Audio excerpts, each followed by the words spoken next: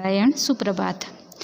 आज हम 13 चैप्टर को आगे बढ़ाएंगे। तो पेज नंबर 9494 है। 13 नंबर की कविता है, वो हमने समझ ली थी पहले वीडियो में। धरती कितनी बड़ी किताब। अब उसके क्वेश्चन आंसर। तो सबसे पहले यहाँ पे लिखित प्रश्न में निम्नलिखित भाव कविता की किन पंक्तियों में व्यक्त हो रहे हैं। यहाँ पे 2 पंक्तियाँ लिखनी है हमें। तो सबसे पहले है, धरती एक बहुत बड़ी किताब है जिसमें हम सब के बारे में लिखा हुआ है। तो ये कौन सी पंक्ति में आता है? इसमें लिखा सभी हिसाब, धरती कितनी बड़ी किताब। इस पंक्ति में ये भावार्थ है। उसके बाद ख है, धरती की किताब में सब अच्छा है, कुछ भी बुरा नहीं है। तो ये कौन सी पंक्ति में है? तो सब अच्छा, कुछ नहीं खराब, धरती कितनी बड़ी किताब। इस पंक्ति में ये इसका भावार्थ लिखा हुआ है। उसके बाद थर्ड है, धरती रूपी इतनी बड़ी किताब को पढ़कर थोड़ा तुम्हें भी इसके बारे में जानना चाहिए। तो यह है, थोड़ा तुम भी पढ़ो जनाब, धरती कितनी बड़ी किताब। तो इस पंक्ति में ये इसका भावार्थ लिखा हुआ है। उसके बाद सामने वाला पेज ओपन करना है 95। तो उसमें है उत्तर लिखिए। प्रश्न उत्तर है, उसमें पहला है, धरती में किसका और कैसा इतिहास मिलता है। तो धरती में मानव जीवन के जन्म, रहन सहन आदि से संबंधित इतिहास मिलता है।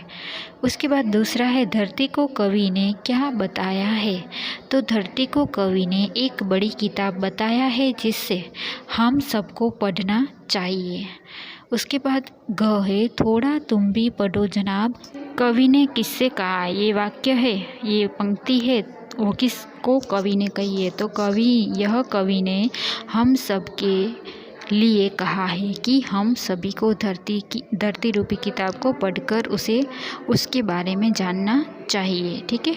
उसके बाद ग है, धरती को जानने के लिए क्या करना पड़ता है। तो धरती को जानने के लिए धरती से संबंधित विषयों और वस्तुओं को गहराई से पढ़ना और समझना पड़ता है। ठीक है। तो ये इसकी क्वेश्चन आंसर आपको टेक्स्ट बुक में लिखना है। उसके बाद नीचे है विलोम शब्द। विलोम शब्द मतलब ऑपोजिट वर्ड, आपको पता है ना, ऑपोजिट वर्ड। तो सबसे पहला है आना, तो होगा जाना, थोड़ा तो ज़्यादा, अच्छा तो बुरा, बड़ी तो छोटी, मानव तो दानव। उसके बाद है जीवन तो मरण। ठीक है। उसके बाद है समान तुक वाले शब्द लिखिए। मतलब कविता में जो पीछे आता है ना, हिसाब किताब, इस तरह से जो शब्द सेम होता है उस तरह से।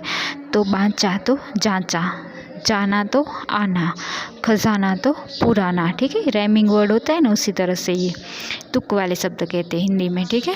उसके बाद 96 पेज नंबर ओपन करना है आपको।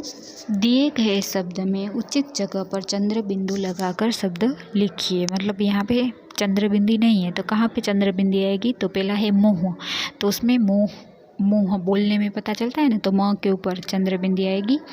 उसके बाद है बायां, तो य के बाद बोला जाता है, तो यहाँ के ऊपर चंद्र बिंदी। चांद, ये तो हमें सबको पता है, चा के ऊपर आएगी चंद्र बिंदी। उसके बाद है अंगूठा, तो उसमें किस में आएगी, अ के ऊपर आएगी ना, अंगूठा बोलते ऐसे ना, अंगूठा, तो अ के ऊपर चंद्र बिंदी। फिर है बाह, तो ब के ऊपर आएगी। ठीक है। बाह।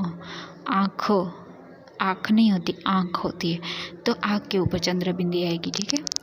तो आपको ये सब टेक्स्ट बुक में लिखना है, अच्छी राइटिंग करके टेक्स्ट बुक में लिखना है, और ये एग्ज़ाम में आएगा तो उसी तरह से आपको तैयारी करनी है। ठीक है। तो आपके 2 चैप्टर आने वाले वो ख़त्म हो गए।